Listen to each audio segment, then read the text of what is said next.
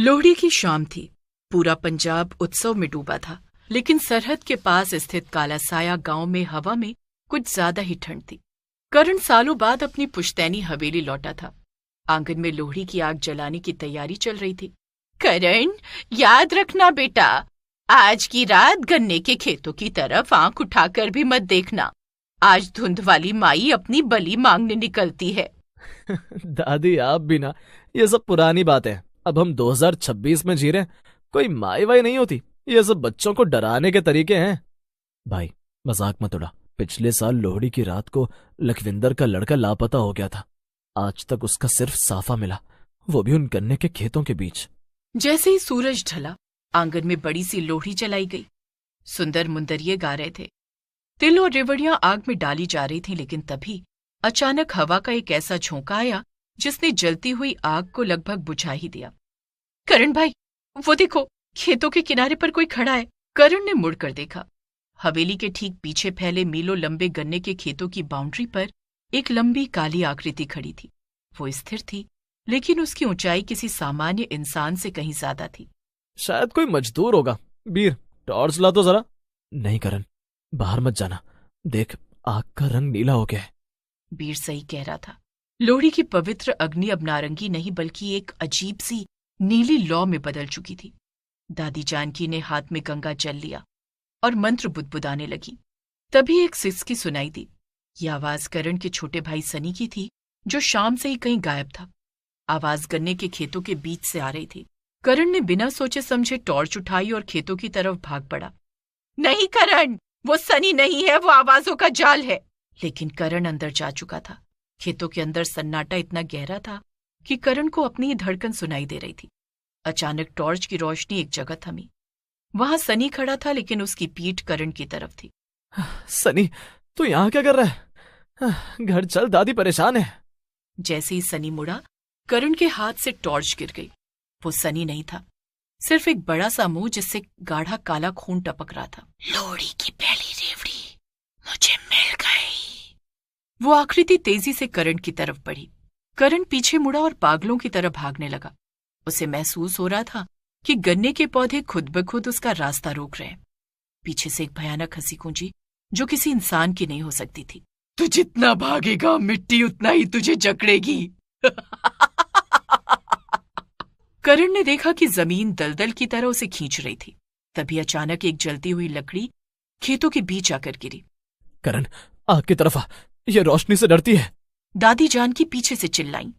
आग में तिल और सरसों डालो, इसकी गंध इसे वापस पाताल में भेज देगी।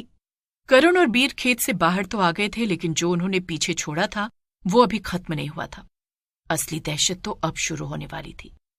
जैसे ही करण, वीर और गांव वाले हवेली के भीतर पहुंचे, उन्होंने भारी लकड़ी का दरवाजा बंद कर दिया। बाहर हवा का शोर इतनी तेज हो गया था जैसे हजारों आत्माएं एक साथ चीख रही हो। करण भाई, सनी कहाँ है? आप उसे साथ नहीं लाए?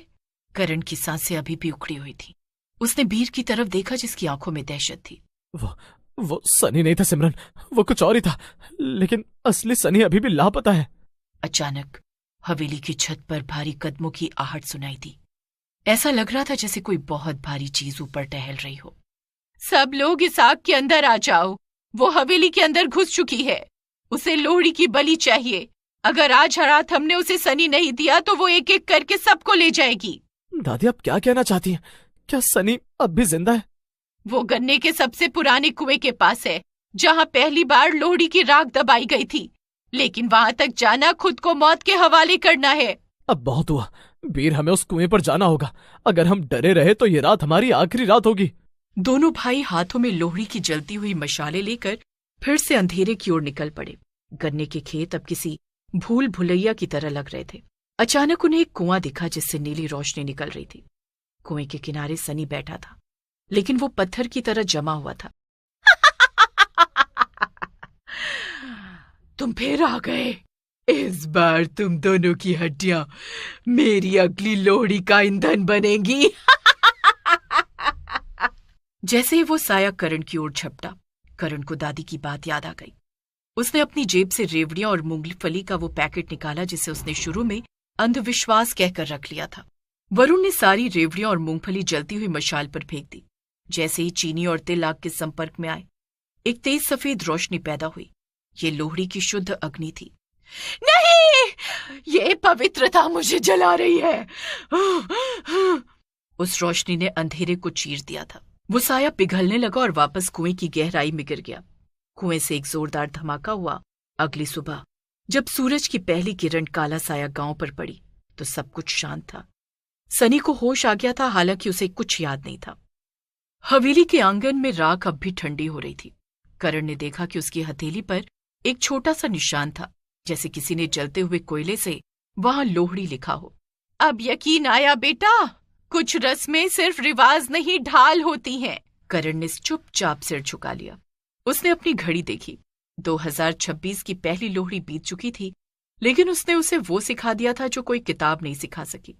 हवेली में सन्नाटा तो था, लेकिन वो शांति वाली नहीं, बल्कि तूफान से पहले की खामोशी थी। रात के करीब 2 बज रहे थे। सनी गहरी नींद में था, लेकिन अचानक उसकी आंखों की पुतलियां सफेद होने लगीं। वो बिस्तर से उठा और बिना आवाज किए रसोई की तरफ बढ़ा। करण जो बरामदे में बैठा पहरा दे रहा था, उसने सनी को जाते देखा। सनी, इतनी रात को कहाँ जा रहा है? पानी चाहिए। सनी नहीं रुका। वो सीधे रसोई के उस कोने में गया जहां पुरानी अनाज की बोरियां रखी थीं। जैसे ही करण ने सनी का कंधा पकड़ा, सनी ने पीछे मुड़कर देखा। उसकी आंखों में सनी नहीं बल्कि वही कुएं वाली काली आकृति की झलक थी। कुआं तो भर दिया, लेकिन जो मिट्टी में दबा था उसे कैसे रोकोगे?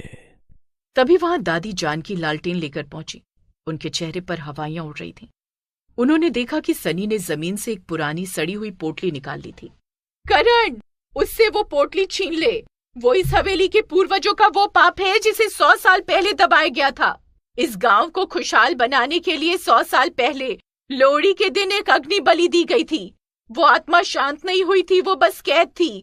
आज उस कुएं के बंद होते ही उसे रहने के लिए नया ठिकाना चाहिए था, और वो ठिकाना ये हवेली है। अचानक पूरी हवेली थरथराने लगी। दीवारों से काला धुआं निकलने लगा। हवेली के आंगन में बुझी हुई लोहड़ी की राख अपने आप हवा में उड़ने लगी और एक बवंडर बन गई। बीर और सिमरन भी जाग चुके थे और दहशत में कोने में दुबक गए। मुझे मुक्त करो या फिर इस हवेली को राख बनते देखो। दादी, इसे रोकने का कोई तो रास्ता होगा। सिर्फ एक ही रास्ता है करण। इस पोटली को उस आग में डालना होगा जो सच्चे पश्चाताप से जलाई गई हो, और आज की रात की आग तो डर से जलाई गई थी। करण ने फुर्ती से पोटली झपटी। पोटली छूते ही उसे ऐसा महसूस हुआ जैसे हजारों बर्फीली सुइयां उसके हाथों में चुभ रही हों। वो भागा और आंगन की उस जगह पहुंचा जहां मुख्य लोहड़ी जलाई गई थी। वहां अभी भी कुछ कोयले दहक रहे थे। मैं मानता हूं कि मैंने पूर्वजों की बातों का मजाक उड़ाया। मैं मानता हूं कि हमने जमीन के दर्द को नहीं समझा। अगर ये आग मेरी ईमानदारी से जलती है तो अभी जल उठे। उसके बलिदान और पश्चाताप ने काम किया। बुझी हुई राख से अचानक एक विशाल सुनहरी लौ ऊपर उठी। करण ने वो पोटली उस पवित्र अग्नि में फेंक दी। जैसे ही पोटली जली, एक रूह कपा देने वाली चीख पूरे गांव में गूंज उठी। सनी का शरीर जमीन पर गिर पड़ा और वो सामान्य हो गया। हवेली के कोनों से काला धुआं गायब होने लगा। वो काली आकृति उस आग में जलकर राख हो गई। सूरज निकला। इस बार हवा में वो भारीपन नहीं था। करण के हाथ पर अब कोई काला निशान नहीं था, बस एक साधारण जलने का घाव था जो उसे याद दिलाता रहेगा कि कुछ शक्तियां विज्ञान की समझ से परी होती हैं। अब शहर वापस जाओगे? नहीं वीर, अब मुझे समझ आया कि इस गांव को आर्किटेक्ट की नहीं, अपनी जड़ों से जुड़े लोगों की जरूरत है। अगली लोहड़ी में यही मनाऊंगा, पूरी श्रद्धा के साथ। काला साया गांव अब सच में रोशनी का गांव बनने की राह पर था।